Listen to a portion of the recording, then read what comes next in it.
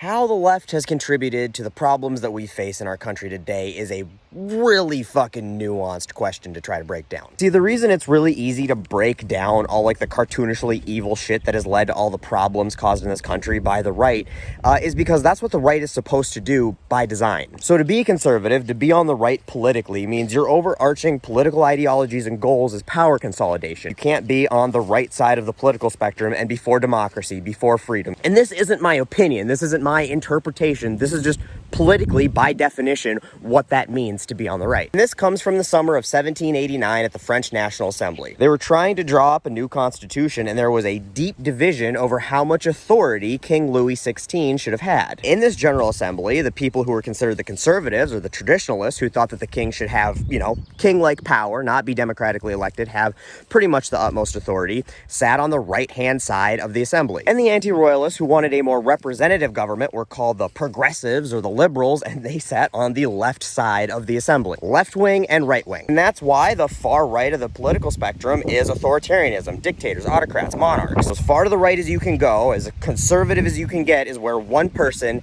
has all the power and absolute supreme authority. You move a little bit to the left of that, where you have oligarchies and plutocracies and kleptocracies, where, small groups of people have all the power. Then you get to the center, where you got democratic socialism, representative democracy. This is what, most of the world runs under, where you still have elected people who hold more power than your average person, but the people ultimately have a say in what goes on. Then you go all the way to the left, which is full-blown communism, and that's just completely dispersed power amongst the whole population. And this is why it's so easy to point to the right and be like, look, this is all the cartoonishly evil shit they've done, and this is where it's gotten us. This is the source of a lot of our problems. Because, by nature, they work with the common goal of consolidating power. And consolidating power comes in the form of suppressing voting rights, undermining democracy, vilifying and oppressing minorities, funneling money, which we all know is power, away from the general population up to and consolidating it with the upper echelon of society. And once you know that, once you understand that by design, this is what the political ideology of the right is, it stops looking like partisan rhetoric to be like, hey,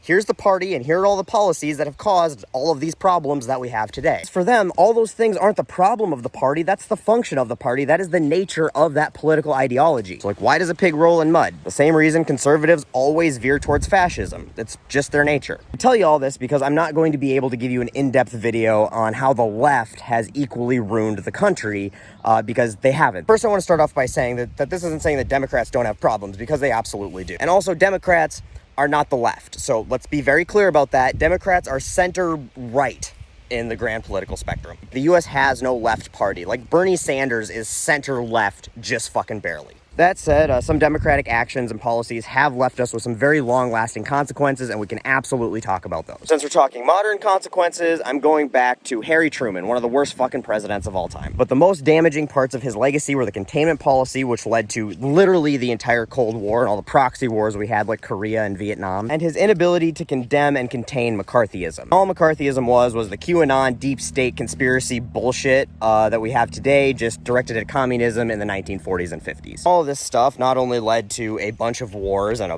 bunch of people dying, it also helps lead to our gigantic bloated defense budget, but it's also the foundational block of all the anti-communist, anti-socialism propaganda and rhetoric. That's been insanely damaging because it's what's been used to deny people basic human rights and needs like healthcare and education. So if we give people food, that's communism, that's socialism. Being a little more modern, we end up with a Carter policy that was modified by Clinton that ended up being damaging, and that's the Community Reinvestment Act. The CRA was passed in 1977 by Jimmy Carter and was designed to encourage banks to lend to lower income and minority people who were considered high risk. This was a great program. It functioned as intended. It was great for the economy. It helped get us out of recession, credit that, of course, Reagan would steal, but good policy. Then in 1995, Clinton looked at the Community Reinvestment Act and rewrote the rules to put more pressure on banks to lend to lower income people. And again, worked great, worked as intended, stimulated the economy. As far as economic numbers go, nobody holds a candle to Clinton, and a big part of that was the CRA. Problem was, there weren't quite enough restrictions and regulations put in place as to how banks managed those loans. This is where the banks started doing that subprime lending bullshit and then packaging up all these high-risk loans and selling them as safe investments to things like retirement funds. And then they found they could make a lot of money doing this, and so they started doing it a lot. And that is a huge piece of why the financial crisis of 2008-2009 happened, which obviously Very damaging policy. That said, it's pretty hard to put all the blame on Clinton for that. Could be argued this was an unforeseen consequence of a policy written in 1995. But either way, the fact that banks were operating in this fashion really didn't become painfully apparent until the early to mid 2000s. And then Bush had 8 years and the legislative power to do it, to address this problem before global economic meltdown. And he just didn't. Policies can change, and especially economic policies should change every few years to adjust to new dynamics in the economy. Ultimately, it is Clinton's own revision of the policy that led to the financial crisis of 2009. But that comes with a huge caveat, because it's Bush's lack of revision of the policy that allowed it to happen when he knew it absolutely could and probably would. Then the last policy, or lack of policy-wise, that I think has really been damaging in recent history was Obama not getting rid of Citizens United, despite running on it as a campaign promise. Once he found out he could fundraise a ton of fucking money from it, didn't seem so bad anymore, apparently. Money is speech, super PACs, money in politics is definitely one of, if not the most damaging thing in American society. And Obama could have and didn't even try to fix that problem, and it is the thing that I hate the most about that administration. But I think the most damaging thing about Democrats or the left in the US has nothing to do with policy, and it has everything to do with their complete and utter lack of fucking spine. See, the right has been veering us to the right, trying to careen the country off a cliff for decades. And the Democrats, so desperate to appear moderate, not alienate,